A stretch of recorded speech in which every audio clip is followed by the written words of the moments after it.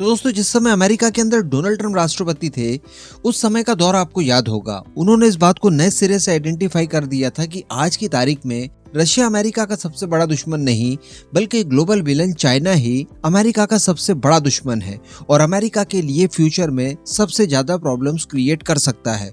और इस बात में वास्तविकता है भी। अगर रशिया का पिंड छोड़ दिया जाए और रशिया के ऊपर ज्यादा ध्यान न दिया जाए तो रशिया अब खुद भी अमेरिका के रास्ते नहीं आना चाहता। वो खुद भी अब अपनी तरक्की करके मेन स्ट्रीम से जुड़ना चाहता है। लेकिन स्पेशली अगर चाइना की बात की जाए तो चाइना दुनिया के उभरते हुए और विकसित देशों के कंधों पर पैर रखकर उन्हें नीचे दबाकर अपने आप को ऊपर लाना चाहता है। अमेरिका, भारत, जापान, इस तरह के सभी अच्छे देशों को वो पछाड़कर काफी आगे निकलना चाहता है ताकि एक छत्र राज उसका हो सके।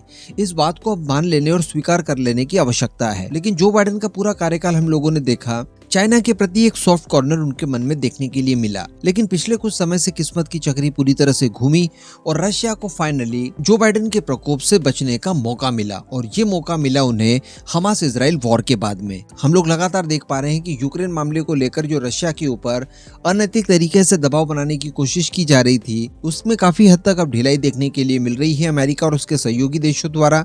और ये रशिया के लिए काफी रिलीफ वाली बात है। लेकिन अगर स्पेशली बात की जाए चाइना की, तो चाइना के ऊपर एक्चुअली अब जो बाइडेन की भी कुदृष्टि पड़ चुकी है। और इसके लिए बताया जा रहा है कि ये लोग भारत के साथ गठबंधन कर रहे हैं और बिल्कुल जापान वाली राह पर चलने के लिए तैयार हैं। आपको कुछ समय पहले मैंने एक वीडियो में बताया था कि जापान की कंपनियों द्वारा जीरो चाइना पॉलिसी को अप्लाई किया जा रहा है।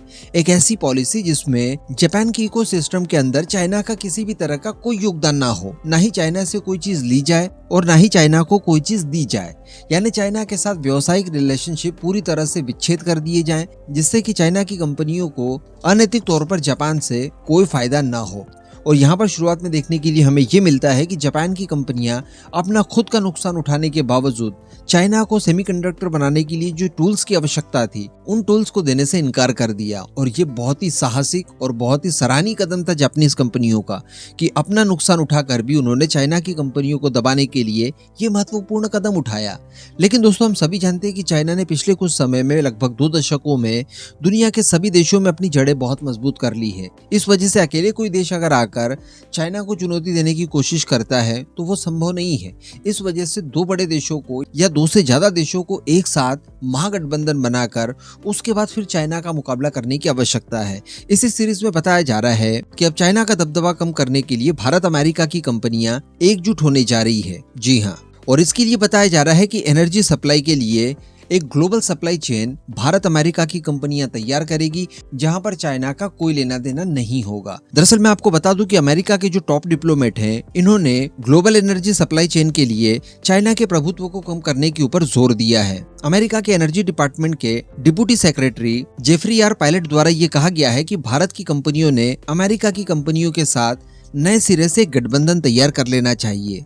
उन्होंने कहा कि भारतीय कंपनियों को इलेक्ट्रिक व्हीकल्स के क्षेत्र में अहम योगदान देना होगा और वो दे भी रही है इस समय। आगे उन्होंने कहा कि न्यूयॉर्क और लॉस एंजलिस जैसे शहरों में भारतीय इलेक्ट्रिक व्हीकल्स के लिए अपार संभावनाएं हैं। यानी भारत की कंपनियों द्वारा बनाए जाने वाले इलेक्ट्रिक व्हीकल्स को भारतीय कंपनियां न्यूयॉर्क में और लॉस एंजलिस, जो कि अमेरिका के बड़े बड़े शहर वगैरह हैं, इनके अंदर उतारा जाए ताकि चाइना के जो इलेक्ट्रिक व्हीकल्स है उनकी एंट्री बंद कर दी जाए अमेरिका के मार्केट में। इसके आगे इन्होंने कहा कि मॉड्यूलर रिएक्टर टेक्नोलॉजी के क्षेत्र में भी नए सिरे से अवसरों को जनरेट करने की आवश्यकता है। साथ ही इन्होंने कहा कि भारत के अंदर अब क्लीन एनर्जी के क्षेत्र में काफी ज्यादा अच्छे काम किए जा रहे हैं। इस वजह से अब भारत और अमेरिका मिलकर ग्लोबल सप्लाई चेन जो कि ऊर्जा के क्षेत्र में होगी, इसे सुनिश्चित करने के लिए महत्वपूर्ण कदम उठाए जाए। मैं आपको बता दूं कि अमेरिका के एनर्जी डिपार्टमेंट के ये जो डिप्टी सेक्रेटरी हैं, जिनका नाम जेफरी आर पायट है, इन्होंने रिसेंटली न्यू दिल्ली और हैदराबाद का एक विजिट भी किया था और जहां पर ये इन्हीं सब चीजों की संभावनाओं को तलाशने के लिए आए थे कि किस तरह से भारत और अमेरिका की कंपनियों के बीच में साझा योगदान से सप्लाई चेन को सुनिश्चित किया जा सकता है, जिससे कि चाइना के प्रभुत्व को एनर्जी के सेक्टर में पूरी तरह से समाप्त करवा दिया जाए। इसी के साथ साथ इन्होंने भारत अमेरिका के बीच में जो न्यूक्लियर संधि हुई है, इसका भी जिक्र किया और इसे भी एक नए सिरे से रिकॉग्नाइज करके इनके ऊपर नए सिरे से काम करने की वकालत भी की है। जिसमें मॉड्यूलर रिएक्टर शामिल है, जिन्हें कि SMR कहा जाता है, जो कि स्मॉल लेवल पर रिएक्टर्स तैयार करके पर्टिकुलर किसी एक क्षेत्र की एनर्जी रिक्वायरमेंट के लिए स्थापित किए जाते हैं। तो इस तरह की रिएक्टर्स की जरूरत भारत को है भी। भारत कई यूरोपियन प्राइवेट कंपनियों से भी इसको लेकर बातचीत कर रहा है। रिसेंटली फ्रांस के साथ भी भारत का इस क्षेत्र में सहयोग देखने के लिए मिला। तो अब अमेरिका भी इस मामले में पीछे नहीं रहना चाहता और वो भारत के साथ इस न्यूक्लियर रिएक्टर के क्षेत्र में भी काम करने के लिए तत्पर दिखाई दे रहा है। तो अब हम लोग उम्मीद कर सकते हैं कि भारत के अब हाई क्लास प्रोडक्ट, जिसमें सस्ते इलेक्ट्रिक व्हीकल शामिल हैं, जो कि पूर्ण रूप से स्वदेशी तौर पर बनाए गए होंगे, जल्द ही अमेरिका की सड़कों पर दौड़ना शुरू कर देंगे, जो कि चाइना के लिए अमेरिका का गेट बंद करने में मददगार साबित होंगे। और जो रिन्यूएबल एनर्जी के क्षेत्र में भारत की भी रिक्वायरमेंट है, जिसमें परमाणु रिएक्टर शामिल है, इनके लिए अमेरिका भी भारत को प्रॉपर सपोर्ट करेगा। इस पूरे मुद्दे पर अब आपका जो भी मानना हो नीचे कमेंट करके जरूर बताइएगा।